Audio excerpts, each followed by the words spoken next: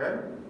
Okay, cool. Welcome everybody to the, I believe, the third live stream coming from PeaceCasters, and this is Making Social Media That Matters. Making social media that matters means that all of the teenage campers who have participated with us for the past 3 days have taken issues that are important to them, that affect their communities, affect people they love, themselves, and the world that they live in, and they are going to speak power to those issues and give you some calls to action on how you can help and improve the world. They have been working tirelessly crafting messages, telling their stories, and creating digital graphics and digital media to share with the world about issues that mean so much to them. Young people are the new generation. They are the people who are driving our society forward, and it's time for us to lift up their voices and listen to what they have to say.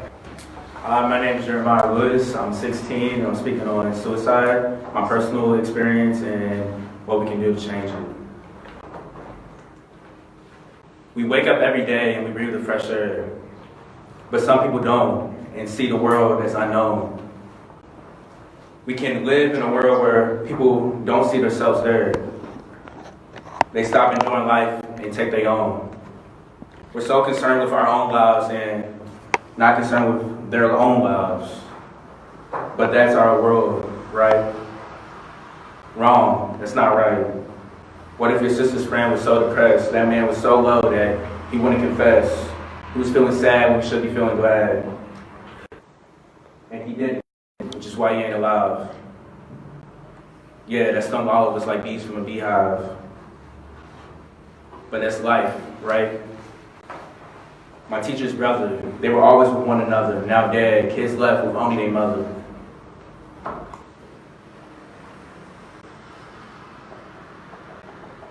Even now, I know he cries inside. Yeah, I never seen a tear drop from his eyes.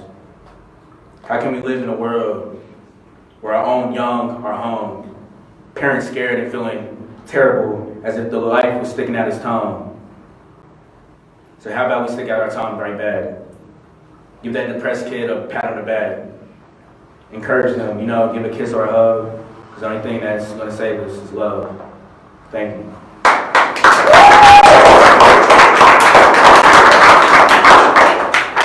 My name is Richard, and I'm 15 years old, and I chose human trafficking.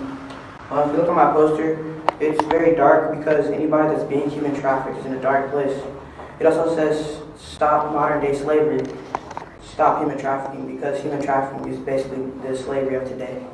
At the bottom, you'll see the phone number or the hotline to call if you see anything happening or anybody being human trafficked. And please call, because this is not something that is good for people that are being human trafficked. They want to be free, just like us. Human trafficking is defined as an action or practice of illegally transporting a person from one country to another. Most of it's used for labor and sex. The top 3 states in America for human trafficking are California, New York, and Texas. In Los Angeles, California, a trafficker made over $49,000 off of one person. In Kentucky, there were 343 calls in 2017, as well as 81 cases in 2017. Out of the 81 cases, 43 were sex-related, 29 were labor-related, 4 were sex and labor-related, and 5 were others. This is a big problem, especially in Louisville, because you can sell other people during derby time where there's not a lot of focus on the outside, but there's a lot of focus on making sure that everybody gets to derby safe and making sure that everybody that our celebrities are worth a lot of money are safe. But we need to make sure that everyone's safe. Thank you for your time. My name is Kevin, I'm 11 years old, and my poster is about bullying. Adults can stop bullying by not being a bully themselves. For example, a kid in my class had ADHD and he was tapping his pencil. The teacher yelled at him because he got on her nerve.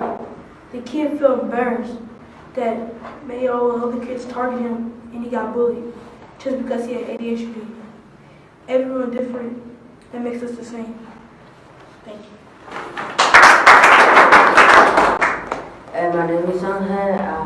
I have 13, and this is what I do.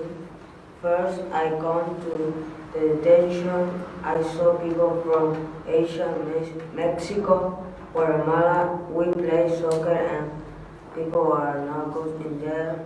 Next, I come to Kentucky and the people are spoke English and I say what they say. That was different for me. Last, I go to school and I saw people who spoke Spanish and I felt happy. Thank you. Hi, my name is Michael and I'm 12 years old. My name is Bastion and I'm 13. Our topic is drug abuse at a young age. And our simple solution is for adults to stop talking and start teaching. So basically what that means is to educate them instead of to just tell them to say no. We believe this is going to work because year after year when we were younger, we'd have an adult come in and say not to do drugs and just say no. But we had no, they would never give us a reasoning, never say anything at all. They just say for us not to do them.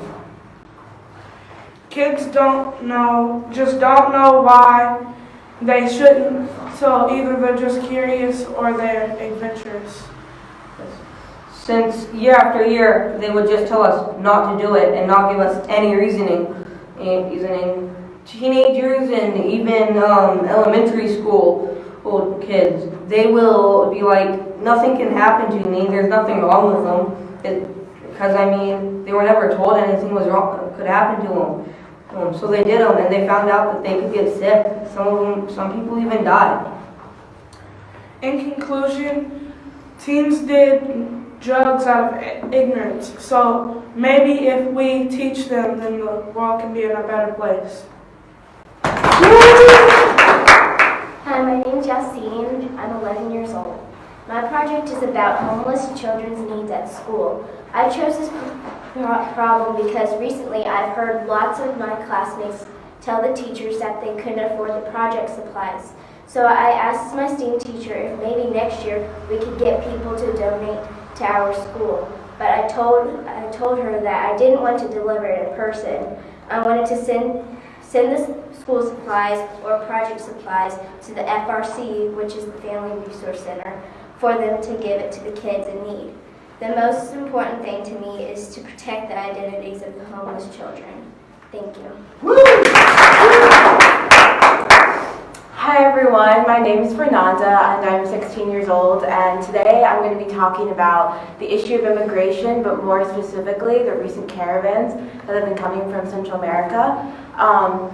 So on this graphic I have humanity over politics, because lots of people have made this a political situation when it really needs to be more of a humanitarian issue. So I have kind of a closer connection to this. About over a year ago, my family decided to sponsor a mother and her child, and it's been a long process since. They lived with us for a short period, and now happily they have their own apartment.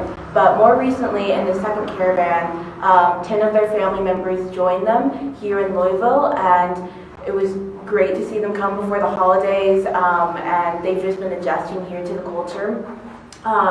But the big takeaway from this is that this is a story of hundreds of other families from Central America, and many injustices happen along the way, their journey to here. So for example, in this particular family's situation, 2 of the mother's children are in New York in detention centers still.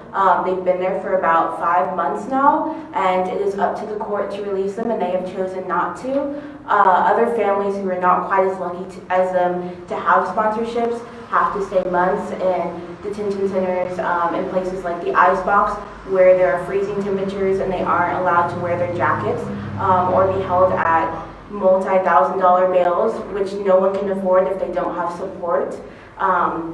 And others are still separated, and those who are finally released from detention centers There have been stories of people who have been dropped off at airports with no support whatsoever.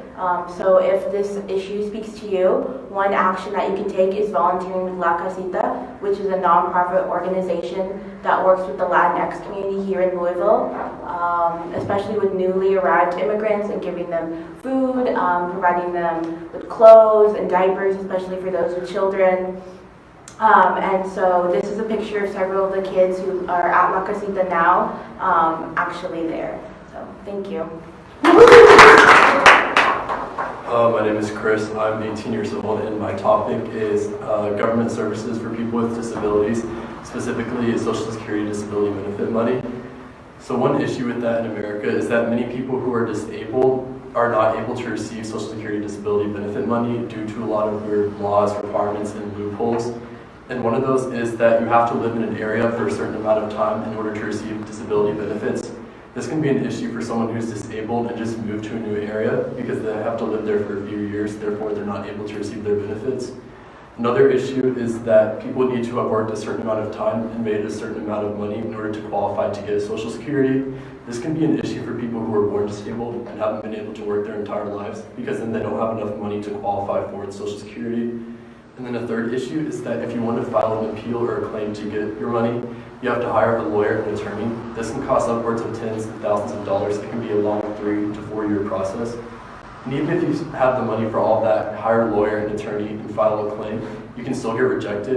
About half the people who file a claim to get their money get rejected. And so that means you can re-appeal and start the process over again, but then you're just starting over another 4 year process, and you can have to pay tens of thousands of more dollars in order to get your benefits.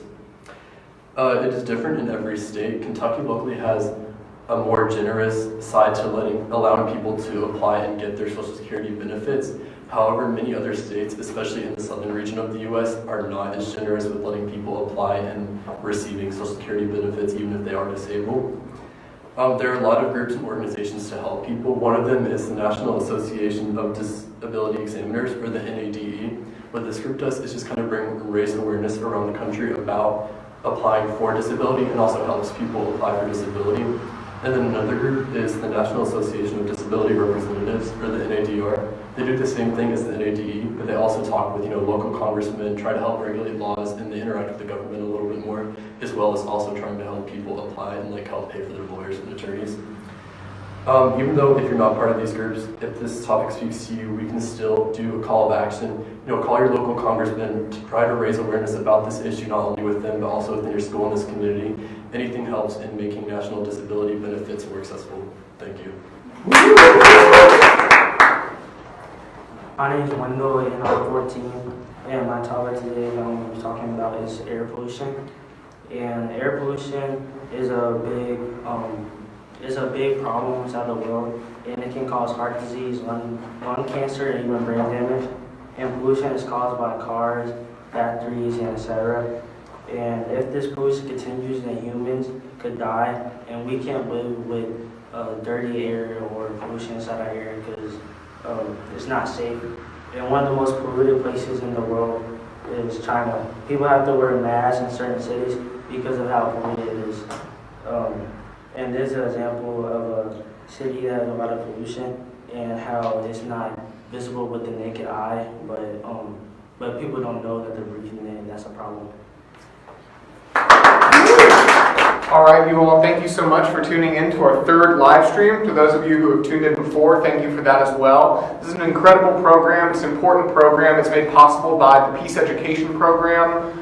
So if you are interested in encouraging young people to use the tools of social media to advance causes of social change, you can help us out. You can donate to the Peace Education Program. You can watch our videos. You can share our videos. And if you are between the ages of 12 and 17, or you know someone between the ages of 12 and 17, we're going to be having another one of these incredible camps this upcoming April 2019 will be the next Making Social Media That Matters. So thank you all so much for tuning in. Thank you for watching, and thank you for supporting these young people.